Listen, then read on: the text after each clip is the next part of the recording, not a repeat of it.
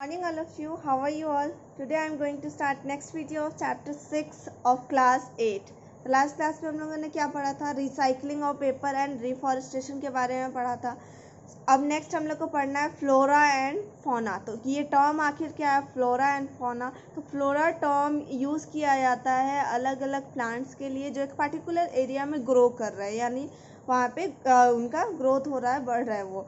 अब फौना किसको बोलते हैं? तो फौना एनिमल्स को बोला जाता है जो कोई पर्टिकुलर एरिया में पाया जा रहा है.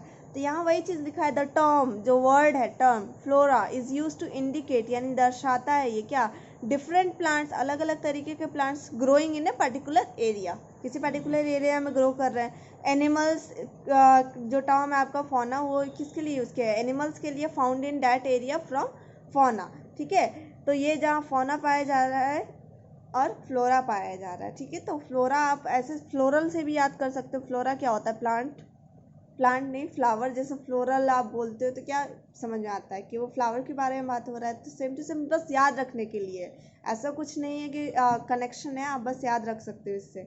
For example, let us assume that the following living organisms are present in a particular area.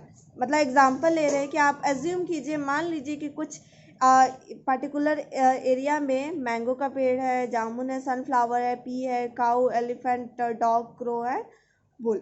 ठीक है, सो अभी जो आपने एग्जाम्पल एज्यूम किया था उसमें से क्या है, फ्लोरा उस पर्टिकुलर एरिया का क्या रिप्रेजेंट करेगा? ऑब्वियस सी बात है, जो प्लांट होगा तो मैंगो का प्लांट होगा, जामुन, सनफ्लावर एंड पी प्लांट क्या होगा, फ्लोरा को रिप्रेजेंट करेगा. जबकि फौना में क्या आएगा, cow, elephant, dog, crow and bull, ये क्या आएगा, फौना में आएगा. ओके, आपके यहाँ बॉक्स में कुछ दिया था वाइल्ड लाइफ. तो वाइल्ड लाइफ टर्म किसके लिए यूज़ किया जाता है? Is use to describe the organism both plant and animals. क्योंकि वाइल्ड लाइफ है जो अपने आप ग्रो कर रहा है जंगलों में, ठीक है, जो वहाँ पे रह रहा है, तो दोनों के लिए लाइफ है. लाइफ तो दोनों में होता है, बोथ प्लांट्स एंड एनिमल्स. तो लिविंग है, ऑर्गेनिज्म है ना, इन देयर नेचुरल हैबिटेट, जहाँ पर वो अपने आप ग्रो कर रहा है. ओके, नेक्स्ट है आपका की fact. The area near the surface of the earth can be divided into 4 interconnected spheres. ठीक है, तो ये बोल रहा है कि जो अर्थ के पास जो भी एरिया है उसको आप 4 स्फीयर्स में बांट सकते हो. Lithosphere, hydrosphere, biosphere and atmosphere. तो लिथोस्फेयर क्या है? It is the solid Rocky crust covering the entire planet. Crust क्या बोलते हैं? सरफेस को बोलते हैं. यानी कि ये सॉलिड और रॉकी क्या है, क्रस्ट यानी सरफेस है अर्थ का, तो उसको लिथोस्फेयर में हम लोग अलग ये कर दिए हैं, जो कि पूरा आपका क्या है, प्लैनेट के ऊपर है, जो ज़मीन पे आप रह रहे हो वो क्या है, लिथोस्फेयर के अंडर आता है. हाइड्रोस्फेयर, हाइड्रो टर्म किसके लिए यूज़ होता है? वाटर के लिए. It is compose of all the water और नियर द अर्थ. यानी कि ये वाटर को और पानी के पास का जो एरिया हो गया वो किस में आ गया, हाइड्रोस्फेयर में आ गया. बायोस्फेयर, ये अभी आपको पता है, इसमें क्या आते हैं, सारे लिविंग ऑर्गेनिज आते हैं. बायो का मतलब क्या होता है, लाइफ, यानी कि इसमें सारे लिविंग ऑर्गेनिज आ गए इसके अंदर. एटमॉस्फेयर, ये आपको पता है कि ये क्या होता है, एयर का पूरा एरिया है, यानी कि ज़मीन के ऊपर जितना एयर है. It is the body of air which surround our planet, यानी कि ब्लैंकेट ऑफ एयर है जो हमारे प्लानट को सराउंड कर रहा है. तो आप चारों पार्ट समझ गए होंगे. क्या हो गया, एक रॉकी सरफेस हो गया, और फिर पानी वाला हो गया, जितने लिविंग थिंग्स हो गए वो, और एक एयर का सरफेस. नेक्स्ट है बायोस्फेयर. तो biosphere is that part of the earth which support life, जो लाइफ को सपोर्ट कर रहा है. अभी मैंने बोला कि ये क्या है, लिविंग थिंग्स इसमें सारे आते हैं, और वेयर लिविंग ऑर्गेनिज एग्जिस्ट, यानी कि जहाँ पे लिविंग ऑर्गेनिज रह रहा है. इट इंक्लूड्स क्या, लिथोस्फेयर, इसमें लिथोस्फेयर भी आते हैं, हाइड्रोस्फेयर भी आते हैं, और एटमोस्फेयर. ऑब्वियस से बात है, लिविंग थिंग्स कहाँ कहाँ रह सकता है, ज़मीन पे, वाटर पे और एयर में भी, जैसे कि बर्ड्स हो गए. ठीक है, नेक्स्ट है ecosystem. The term ecosystem includes all the living organisms. कौन कौन? प्लांट, एनिमल और microorganisms, along with the non living component. मतलब जिसकी वजह से वो जिंदा रह रहा है. तो किसकी वजह से? जैसे क्लाइमेट है जो आपको सपोर्ट कर रहा है जिंदा रहने में.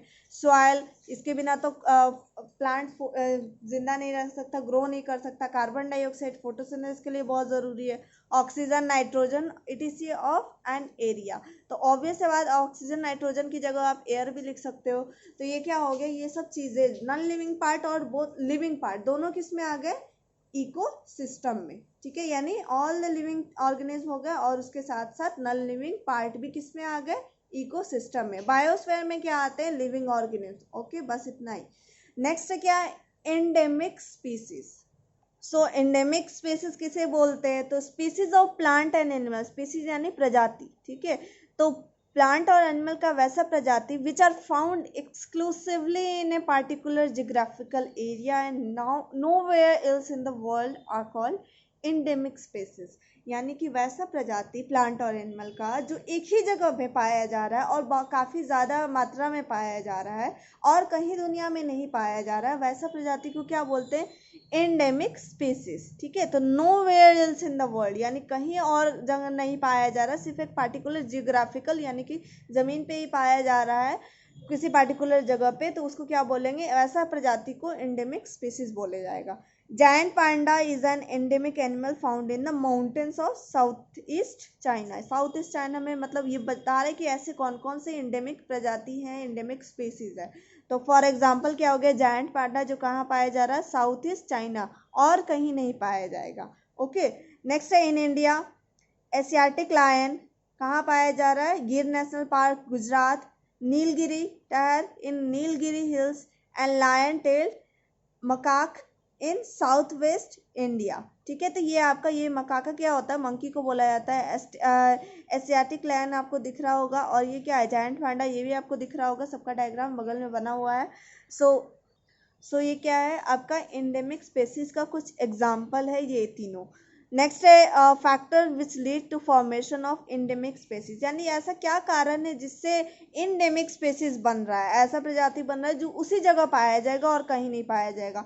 नेक्स्ट इसका कारण क्या है? पहला कारण ये है डिस्ट्रक्शन ऑफ हैबिटेट, यानी इसके रहने का जो नेचुरल जगह है वो बर्बाद हो गया किसी भी रीज़न से, चाहे वो नेचुरल रीज़न हो चाहे वो मैन मेड रीज़न हो, यानी कि अब वो इंसानों ने तबाह किया हो या फिर किसी डिजास्टर की वजह से वो तबाह हो गया हो।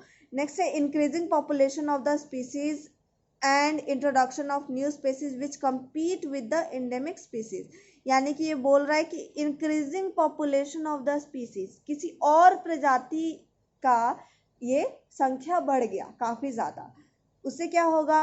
उससे ये होगा कि उसको खा जाएगा एंडेमिक स्पीसीज जो उस एरिया में मिल रहा है, हो सकता है कि वो उसको खा जाए।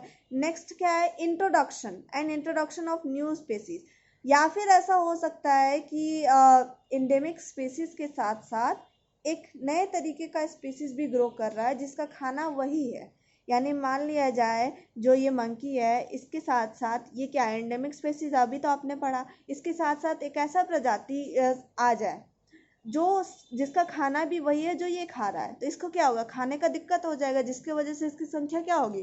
कम होती जाएगी।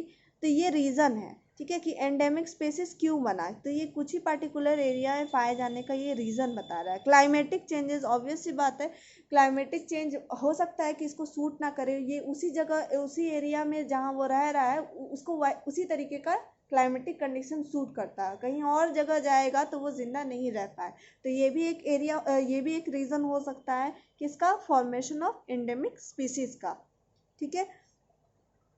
नेक्स्ट है extinct and endangered species. Extinct मतलब जो अब इस दुनिया में है ही नहीं, उसका प्रजाति हमेशा हमेशा के लिए ख़त्म हो गया है। एंड इंडेंजर्ड यानी कि जो ख़त्म हो सकता है लेकिन अभी हुआ नहीं है, अभी बहुत कम संख्या में, तो उसको क्या बोला जाएगा? वैसे प्रजाति को इंडेंजर्ड, ठीक है। Species of plant and animal which have been lost forever, जो हमेशा के लिए ख़त्म हो चुका है, आर कॉल्ड एक्सटिंक्ट स्पीसीज। आप देख सकते हो डायनासोर, ये क्या है? डोडो है जो अब इस प्लैनेट पे नहीं है, इसका प्रजाति एक भी ऐसा नहीं है जानवर, वो क्या हो गया? ख़त्म हो चुका है। You would have heard of dinosaur, आपने सुना होगा डायनासोर के बारे में। The animal which once dominated on the earth, dominated मतलब जिसका काफ़ी पहले दबदबा था, काफ़ी ज़्यादा संख्या में ये पाया जाता था। कौन? डायनासोर।